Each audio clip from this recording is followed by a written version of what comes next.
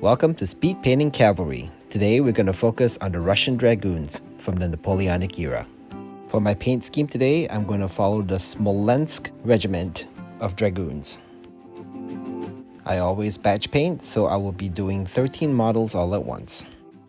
I begin with white primer, which I lay down with an airbrush on all the models.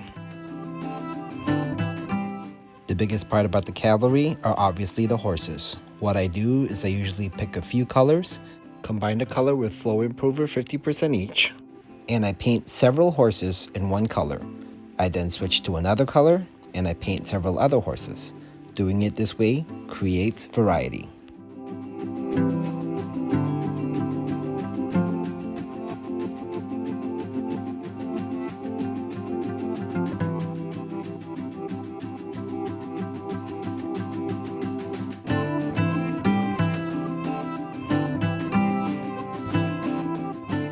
If you want to cut down on your painting time, you can paint some horses matte black. That makes it a little bit easier when it's time to paint the brittles. Continue using the airbrush and start applying different colors onto the manes, tails, around the feet of the horses, and their underbelly. You can also apply different patterns onto the bodies of the horses as well, again to give them variety.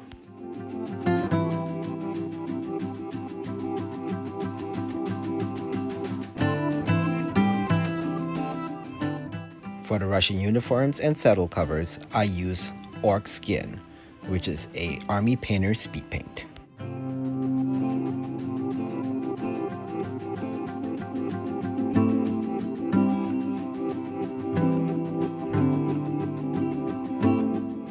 Switching to the Grim Black Army Painter speed paint, I apply these on the helmets of the riders, the cartridge boxes, and their shoes.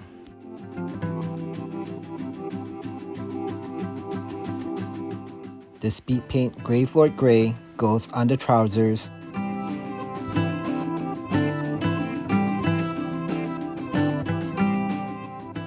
and on the bedrolls behind the riders. I use the speed paint Hardened Leather on the pouches along the saddles.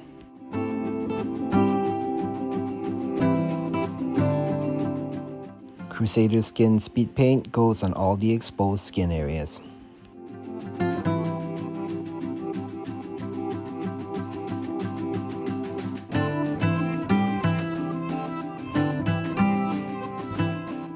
I clean up the cross belts with some matte white.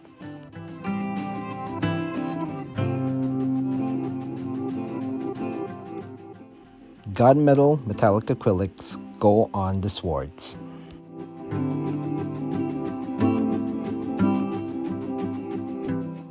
Weapon bronze only goes in one area, the trumpeter's trumpet. Next, I move to Greedy Gold. I use a slightly smaller brush for this. This color goes in quite a few areas. It goes on the helmets,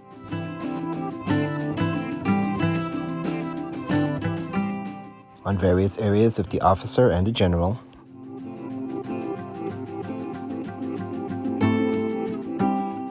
the sword scabbards get a little bit of gold as well.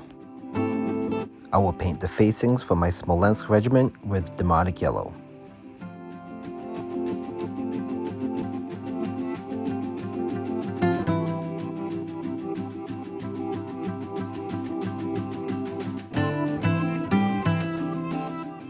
Next, I use some leftover black and brown speed paints to paint the hair on the models.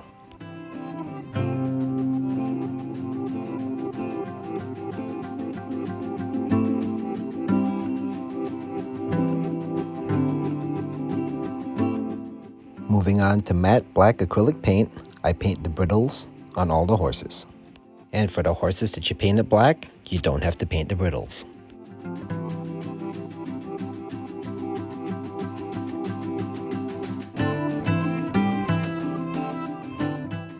I chose to do the silver on the stirrups and the brittles at this point.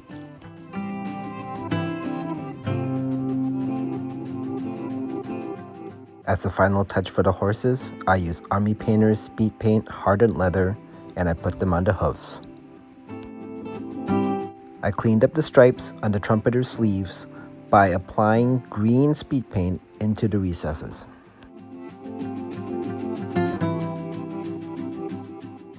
I added a general into my batch paint, so I have to paint his pants white. The Holy White speed paint works really good on big white surfaces such as this. It is better than washes because it doesn't make it look dingy. Next, I use strong tone and I apply this wash on all the areas that I did not use speed paint on.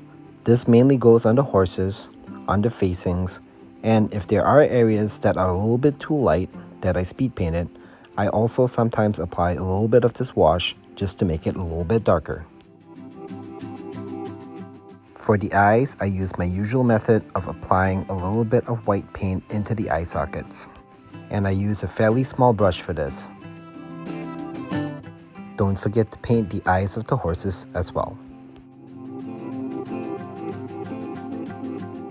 Horses have fairly large pupils. You can use the same small brush and apply a little bit of black to finish off their eyes. Continuing with my method for eyes, I use the sharp end of a toothpick, dab it in some black, and I apply it onto the eyes of the riders. For basing, simple material basing will do. I apply Elmer's glue and spread it all around the bases with an old brush.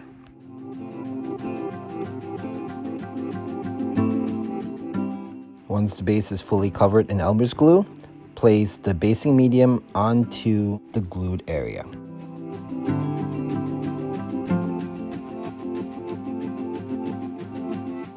For the flag, you can buy some pre-made decals online, or you can find an image on the internet and print it out on a piece of paper.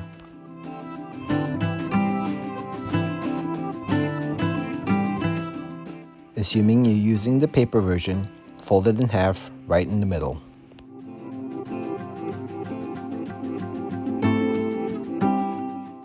Next, apply Elmer's glue to one side. Do not oversaturate the paper. Use a zigzag pattern like I'm showing here. Next, place the flag on the flagpole and fold it over onto itself so that both sides stick to each other.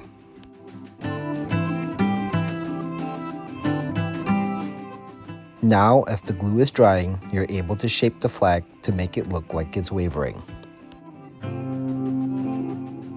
It is also a good time to straighten out any misalignments while the glue is still wet. Finish everything off with some matte varnish and you're all done. Thank you so much for watching. Look out for my other Napoleonic painting guides that will be coming out soon.